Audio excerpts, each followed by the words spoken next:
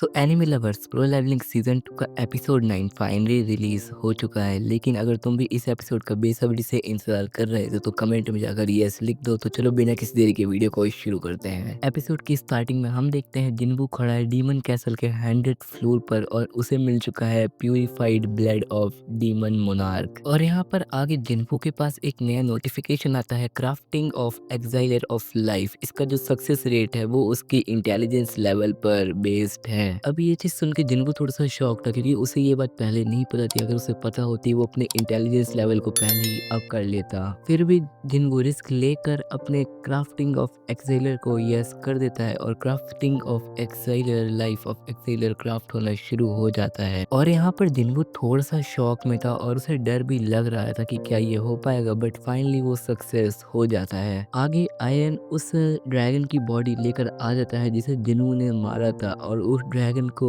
Shadow arise करने के बाद जिन्बू उसका नाम रखता है काइजलर। और यहाँ पर ये जिन्बू के साथ इजिल नाम की डीलर डीमन थी, ये बोलती है कि मेरे फादर ये सुन के बहुत खुश होंगे कि आप जीत गए और वहाँ पर एक बहुत अच्छी पार्टी होने वाली, तो आप मेरे साथ चलिए और पार्टी को एंजॉय करिए। पर जिन्बू के मन में एक ही बात चल रही थी, उसे एक्साइलर ऑफ लाइफ को टेस्ट करना है, बट उसके लिए क्या उसे एक एक फ्लोर उतर के नीचे जाना पड़ेगा और जिन्बू ये सच में नहीं करना चाहता था। पर तभी जिन्बू को मिलता है क्वेस्ट रिवॉर्ड और उसमें वो चूज करता है शैडो एक्सचेंज एबिलिटी स्टोन। इसके अंदर क्या था कि जिन्बू अपने शैडो के प्लेस के अपनी प्लेस को एक्सचेंज कर सकता था, बट हाँ वो इसे सिर्फ 3 घंटे में एक बार यूज कर सकता था एज पर द लेवल 1। और आगे जिन्बू इस पावर को एक्यूपेट करने के बाद बोलता है इजिल से कि अब तुम्हें अकेले घर जाना होगा। रेडिस फैमिली 80 फ्लोर पे रहती है और वहां तक जाने में बहुत टाइम लगेगा। और जिन्बू अपने शैडो से अपनी प्लेस को चेंज कर लेता है। और आगे हम सीन देखते हैं हंटर एसोसिएशन का। गुनी बैठा था स्क्रीन के सामने और वो बता रहा था मैजिक एंड्स के बारे में जिनके पास फ्लाइंग पावर भी आ चुकी है। वहां पर यूनहो भी खड़ा था और वो बोल रहे थे कि हम इन एंड्स की पावर को समझने के लिए हंटर्स की मैजिक पावर्स का यूज करेंगे।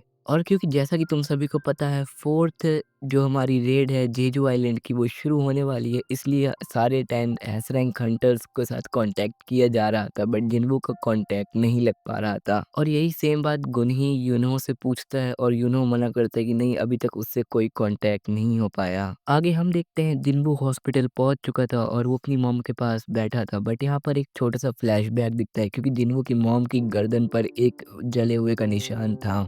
और जिन्बू फ्लैशबैक के अंदर बताता है कि ये निशान उसे मेरी वजह से ही पड़ा था क्योंकि जिन्बू की किसी शैतानी की वजह से उसके ऊपर गर्म पानी गिर गया था। अब देखो जिन्बू एक्सिलर ऑफ लाइफ को हाथ में लिए खड़ा था, बस उसे बहुत सारे डाउट थे कि क्या ये काम करेगा या फिर इसे पीने के बाद कुछ उल्टा रिएक्शन ना हो या फिर इसे मेरी मॉम पी ना पाए और इसे बाहर की तरफ उगल दे और ये वेस्ट हो जाए। फिर जिन्बू सोचता है कि पर मैंने सिस्टम से बहुत सारे मैजिक्स देखे हैं, जैसे कि मेरा ई रैंक से एस रैंक बन जाना, मेरे को ताकत मिलना और मेरा सबसे ज्यादा कि मैं उस रेड से जिंदा वापस आ गया था। और जिन्बू यही सब सोचते हुए अपनी मॉम को एक्सिलर ऑफ लाइफ पिला देता है। अब एक्सिलर ऑफ लाइफ को इनहेल करते के साथ ही उसकी मॉम के जो शरीर पे जो भी मार्क्स वगैरह थे वो सब साफ होने लगते हैं और उसकी बॉडी फुल्ली रिकवर होने लगती है और वो बर्न मार्क भी मिट जाता है। बट यहाँ पर जिन्बू की मॉम सोकर नहीं उठी थी और जिन्बू रोते हुए बोलता है प्लीज वेक अप। और यहाँ पर जिन्बू की सिस्टर जिन्हा भी पूरे दिन अपना फोकस नहीं कर पाई थी और उसे भी कुछ अलग सा ही फील हो रहा था। आगे हम देखते हैं जिन्बू एक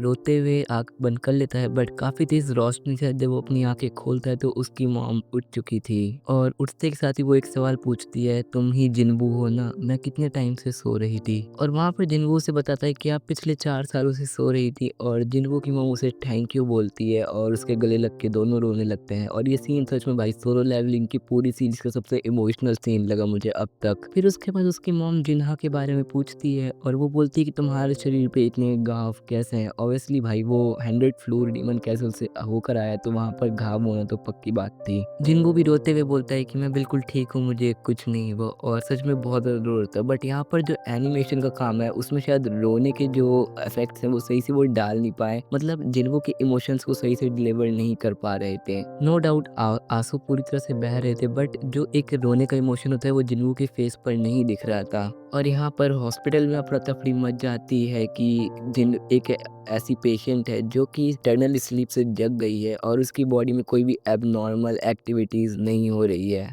वहाँ पर जो जूनियर डॉक्टर है वो सीनियर डॉक्टर से ये भी बोलता है कि उसकी फैमिली चाहती है कि उसको जल्द से जल्द छोड़ दिया जाए हॉस्पिटल से। आगे हम दिन का सीन देखते हैं, जिन्ना भी वहाँ पहुँच चुकी थी और वो भी अपनी मॉम को पकड़ के काफ़ी ज़्यादा रो रही थी। यहाँ पर जिन्गो की लाइन, मेरे को बहुत सारे रिवॉर्ड मिले अब तक सिस्टम से, बट अब मुझे फाइनली एक रियल रिवॉर्ड रिसीव हो गया है सिस्टम की तरफ से। अब यहाँ पर हम सीन में देखते हैं कॉन्फ्रेंस चल रही थी और सारे न्यूज़ रिपोर्टर्स गुनी के सामने बैठे थे और वो ये बात ऑफिशियली बोल देता है कि फोर्थ जेजू आइलैंड रेड शुरू होने वाली है और इस बार हम सक्सेस होकर ही लौटेंगे। यहाँ पर गुनी बताता है कि 10th S rank Hunter Japan से जाने वाले हैं और बाकी एस रैंक हंटर दूसरी कंट्री से भी हमारा सपोर्ट करने आएंगे। प्लस जो ए रैंक हंटर है वो यहाँ जापान की सारी रिस्पॉन्सिबिलिटी को संभालने वाले हैं तब तक। अब यहाँ पर जिन्गू की मॉम वापस अपने घर आ चुकी है, बट वो देखती है घर के अंदर बहुत ज़्यादा कचरा है और जिन्ना हंस रही है। जिन्गू बोलता है कि तूने घर के अंदर क्या किया है, बट जिन्गू की मॉम बोलती है कोई बात नहीं, हम 4 साल की सफाई एक बार में कर लेंगे। आगे जिन्गू की मॉम जिन्गू से पूछती है कि तुम्हारे फादर ने तुमसे कभी कोई कांटेक्ट किया? यस, वो मिसिंग था 10 साल से, बट हमें पता है कि वो वापस आ चुका है और बहुत जल्दी वो एनीमे के अंदर भी अपनी फैमिली से मिल जाएगा।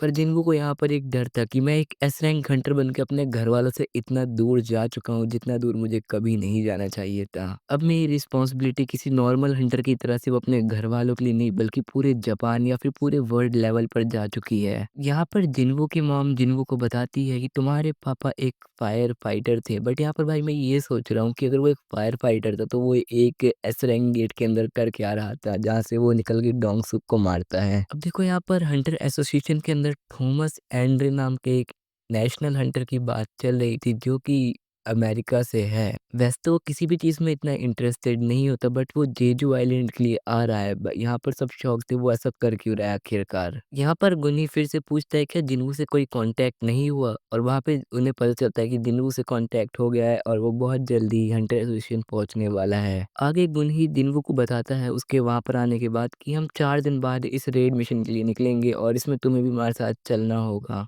और तभी यहाँ पर जिन्गू को एक अजीब-सा ऑरा फ़ील होता है और गुनी बोलता है कमाल की बात है, तुम भी इसे इतनी दूर से फ़ील कर सकते हो जबकि तुम्हारे पास ज़्यादा एक्सपीरियंस अभी नहीं है। गुनी जिन्गू को बताता है कि S rank Hunter warming up कर रहे हैं जिम्नेज़ियम पे यानी लड़के, और वहाँ पे उसे ले जाने को कहता है। और यहाँ पर चाइन भी थी जो कि जिन्गू के आते ही समझ जाती है कि पूरा नेचर चेंज हो चुका है, क्योंकि वो अपने नाक पे कपड़ा रखी हुई होती है क्योंकि उसे बदबू आ रही होती है बाकी हंटर्स के अंदर से। और तभी वहाँ पर सारे जापान के 10th एस रैंक हंटर आ जाते हैं और सब जिन्गू को देख के थोड़ा सा शॉक्ड है कि ये लड़का एक एस रैंक हंटर बन चुका है। और यहाँ पर थोड़ी सी बातचीत के बाद एक राउंड फाइट के बारे में बात होती है जिसके अंदर पहले एक टीम से थे हंटर चा, हंटर लिम, हंटर मा और हंटर बेक, और दूसरी टीम में हंटर तवाता, हंटर कुमामोतो, हंटर होशिनो और हंटर तनाका। और अब ये लड़ाई शुरू होती है और इसी के साथ एपिसोड एंड हो जाता है। वैसे इस एपिसोड के अंदर इमोशनल पार्ट थोड़ा ज़्यादा हैवी पड़ा और जो ये लास्ट का पार्ट है ये थोड़ा-सा अलग था, बट ज़्यादातर पार्ट इमोशनली कवर किया गया। अब तुम कमेंट्स में बताओ तुम्हें ये एपिसोड कैसा लगा और क्या मुझे सोलो लेवलिंग के अगले एपिसोड्स को कवर करना चाहिए? क्योंकि देखो मैंने एपिसोड 2 तक कवर किया, 1, 2 फिर उसका सीज़न 9 कर रहा हूँ।